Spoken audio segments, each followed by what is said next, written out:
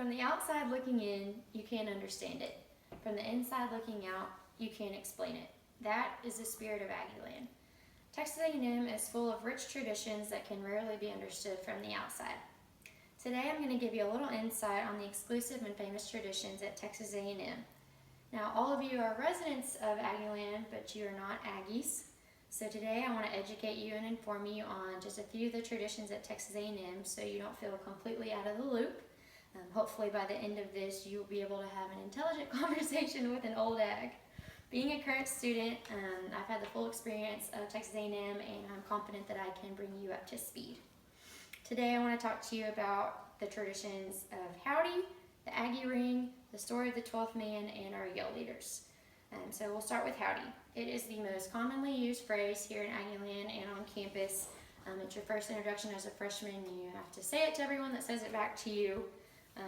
Howdy is so prominent that even in classes, your professors will first yell to the class in the morning, "Howdy," and if you don't respond with the howdy that they want, they will make you do it again until they like what you have to say. Even the phone and in-person greetings with businesses across College Station, and they all start with a nice big howdy.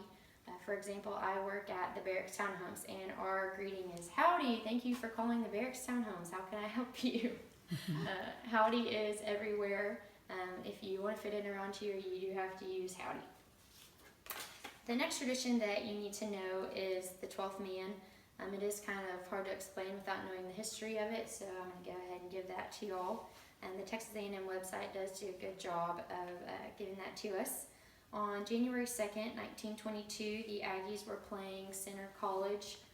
They're the Praying Colonels in the Dixie Classic in Dallas, and they were losing miserably. They were losing players left and right to injuries, and the coach did not know what he was going to do. And then he remembered that he had one more player by the name of E. King Gill, who was actually up in the press box helping the announcer identify players on the field. And so the coach waved him down, and he came down and had him wear the uniform of one of the running backs that was out in the first quarter. And they did end up winning that game, coming back, and he stood there the entire game, and thus was born the 12th man. Now the tradition is carried on by students in football and basketball games where they will stand the entire time. The third tradition that you've probably already heard about are what we call Yell Leaders.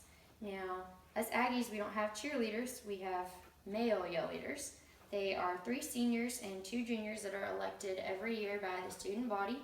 And they actually have more participation in the Yell Leader voting than they do for the student body president.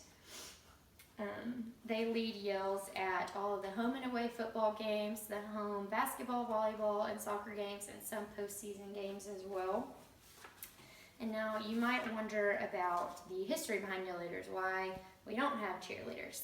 Well, back when A&M first started, it was an all-male military school, so there weren't any girls to be cheerleaders. According to my grandfather, they were playing a game, and again, they were losing. The worst part was they had a group of women from the Texas Women's University who were down watching the game, and they were disinterested and threatened to leave because they were losing. And so the upperclassmen had to figure out a way to keep these girls here, so they told the freshmen, "We got to entertain them, we got to figure something out, so go figure it out."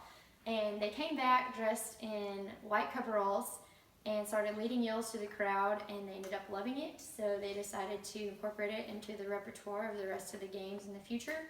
And the attention was so focused on the freshmen that it was decided that only upperclassmen would get to be Yell Leaders from that point on.